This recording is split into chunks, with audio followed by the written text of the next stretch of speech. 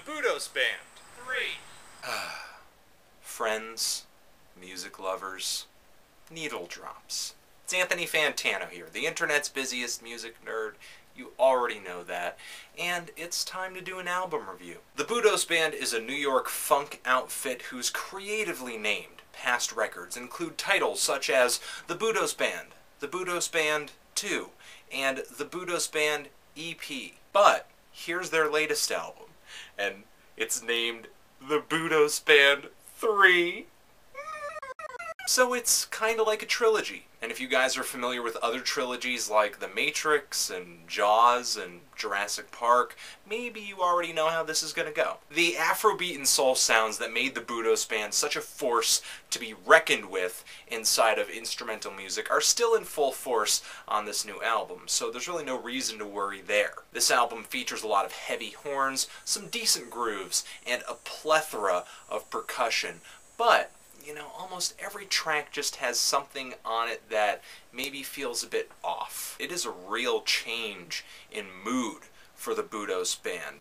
Way moodier, a lot darker, using a lot of minor scale melodies, a lot of dissonant chords. It's really just not a sound that I'm vibing with. And the organ, which I know has always played a vital role in the Budos music, has this tone on it, this effect, just this sound. It's like something out of an old silent horror film. Ooh, it's kind of creepy, but also kind of kitschy. It's a sound that the band just refuses to distance themselves from on any track of this album.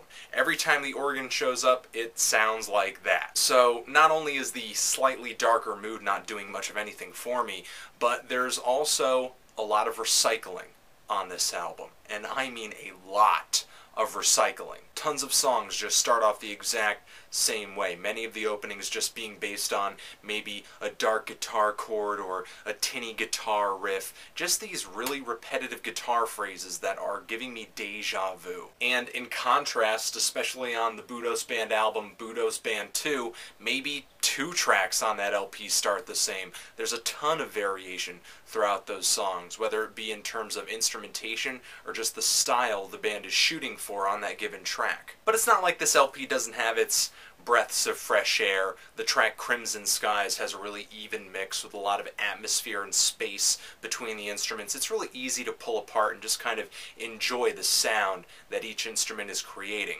as opposed to a lot of tracks on this LP where the horns are just really overbearing and just blaring over everything, just drowning out a lot of vital instrumentation. And I dug the 5th track, Nature's Wrath, a lot, mostly because it was just a nice change of speed from the mid-tempo that much of this album seems to just be locked in and refusing to move away from.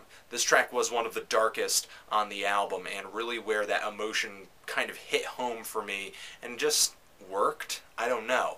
But a major gripe about this track is that the guitar melody sounds shockingly similar to a track off of the Budos Band's 2nd album, Origin of Man. What the Budos Band does is really defined, and this LP is an example of how that can be a double-edged sword.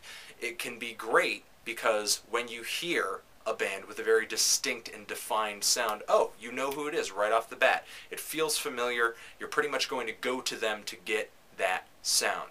However, you kind of look for them at the next go-around to kind of change things up, do things a little bit differently, and not repeat themselves over and over, and yet still maintain that familiarity. I could see where they're trying to distance themselves from their previous efforts by sounding a little bit darker, but only through doing that they've kind of ended up just repeating themselves on their earlier work a couple times and repeating themselves on this new album a lot of times. I don't want to feel this way. I don't want to say this about this album, but I have to be honest. I have to say what I'm thinking. I have to say what I'm actually feeling.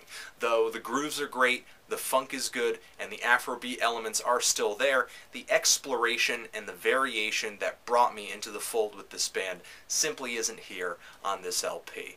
Their earlier LPs have much more variety, and if you're going to start with the Budos Band, I highly recommend either the first 2 albums or the EP is really great too.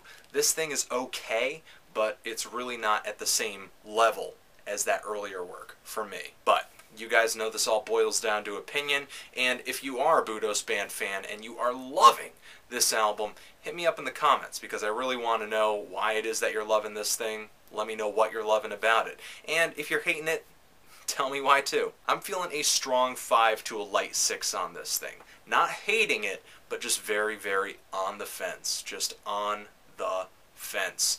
But there you go. The Budos Band 3, forever.